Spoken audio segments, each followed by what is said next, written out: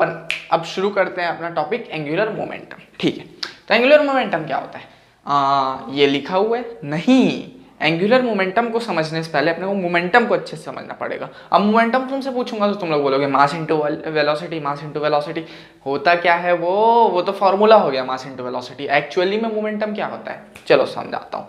तो मान लेते हैं कि एक अपने पास है 5 किलो का साइकिल और एक अपने पास है 100 किलो का कार। ठीक है, अब मैं बोलूंगा तुम लोग को कि तुम लोग को अब मैं ठोकूंगा दोनों से, तो किससे ठुकना पसंद करोगे? मतलब किससे ठुकना तुम पसंद करोगे? तो तुम लोग तो बोलोगे यार साइकिल से ही ठुकेंगे यार, और क्या, क्योंकि साइकिल से ठुकेंगे तो बचने की संभावना है।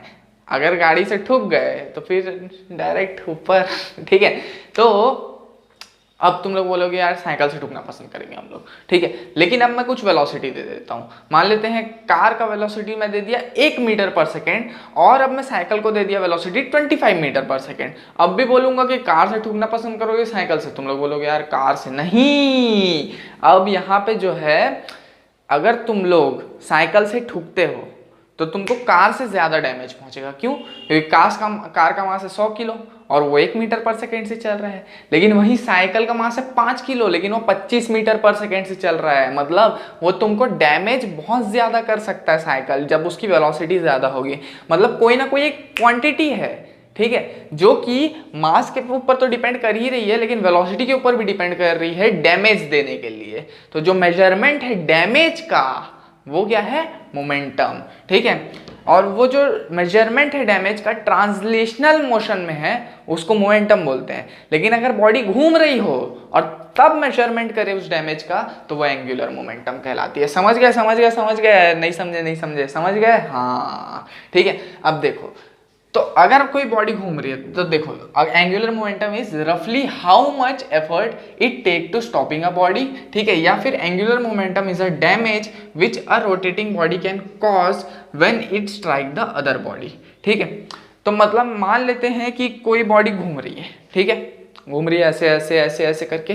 अब मैं तुमको पूछूं कि तुम अचानक से उसको आ गए और सामने रोकने लग गए तो तुमको कितना डैमेज पहुंचेगी वो बॉडी, वो मेजरमेंट क्या कहलाता है? Angular momentum. समझ गए? हाँ समझ गए। अब एक सेकंड, हो रहा है कि नहीं रिकॉर्ड? हाँ हो रहा है। क्या है ना यार, बीच बीच में रिकॉर्डिंग रुक जाती है इसलिए देखना पड़ता है। ठीक है, तो अब एंगुलर मोमेंटम डिपेंड किस चीज पे करता है और एंगुलर मोमेंटम की जरूरत क्यों पड़ी? ठीक है, मोमेंटम तो था ही हमारे पास। क्या रोटेटिंग बॉडी में मास नहीं होता? होता है। क्या रोटेटिंग बॉडी में वेलोसिटी नहीं होता? होता है। ठीक है, तो हम लोग को एंगुलर मोमेंटम की जरूरत क्यों पड़ी जब मास और वेलोसिटी इसके पास है? तो चलो बताता हूँ। तो मान लेते हैं कि सबसे पहले किस किस पे डिपेंड करता है?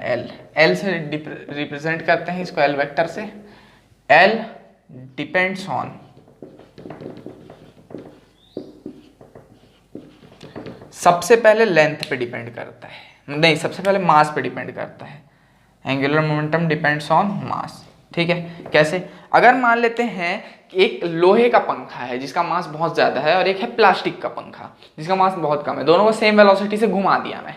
ठीक है, अब घुमा दिया, मैं तुम लोगों को बोलूंगा किस में हाथ डालना पसंद करोगे यार तुम लोग? तो तुम लोग बोले भाई प्लास्टिक में हाथ डालूंगा, लोहे में हाथ डालूंगा तो कट जाएगा, है कि नहीं? सीधी बात। हाँ, तो कौन ज्यादा डैमेज पहुंचा रहा है? लोहे वाला। ठीक है, क्योंकि लोहे वाले का मास ज्यादा है तो एंगुलर मोमेंटम लोहे वाले का ज्यादा होगा क्योंकि वो डैमेज ज्यादा पहुंचा रहा है। ठीक है, दूसरी बात, angular momentum L depends upon velocity V. ठीक है, अब मान लेते हैं कि मैं लोहे वाले को बहुत धीरे धीरे घुमाया और प्लास्टिक वाले को भयंकर तेजी से घुमाया। ठीक है, भयंकर तेजी से। अब क्या होगा कि अब तुम लोग हाथ डालोगे प्लास्टिक में, कब से तुम्हारा हाथ कट जाएगा। ठीक है, क्यों? क्योंकि प्लास्टिक वाले का मास भले ही कम हो लेकिन वेलोसिटी ज्यादा हो गई है, तो एंगुलर मोमेंटम वेलोसिटी पे डिपेंड करने लग गया। अब एक तीसरा भी खेल है जो तुम लोग को अब थोड़ा सा इमेजिन करना पड़ेगा। ठीक है, एक सेकेंड, इसके लिए मेरे को एक छड़ी की जरूरत पड़ेगी। छड़ी किधर है मेरी? छड़ी छड़ी छड़ी, हाँ ये रही। चलो मिल गया। ठीक है, तो अब जो है मैं तुम लोग को बोलूं तीसरा, angular momentum depends upon distance of axis of rotation. अब मैं तुम लोग को बोलूँ कि मैं एक छोटा छड़ी लेता हूँ और एक बड़ा छड़ी लेता हूँ, जैसे कि ये, ठीक है। तो मान लेते हैं मैं यहाँ से मारता हूँ अब किसी को भी, ठीक है, मैं अपने ही हाथ को मारता हूँ यहाँ से, ठीक है। तो ऐसे मारूंगा, ऐसे मारूंगा, ऐसे मारूंगा, ठीक है। तो मेरे को धीरे धीरे लग रहा है ना, ज़्यादा जोर से नहीं लग रहा है। सेम टॉर्क से घुमा रहा हूँ इसको, ये नहीं लग रहा मेरे को। लेकिन अगर मैं अब यहाँ से सेम टॉर्क से घुमाऊं तो मेरे को ज़्यादा जोर से लगेगा, ठीक है।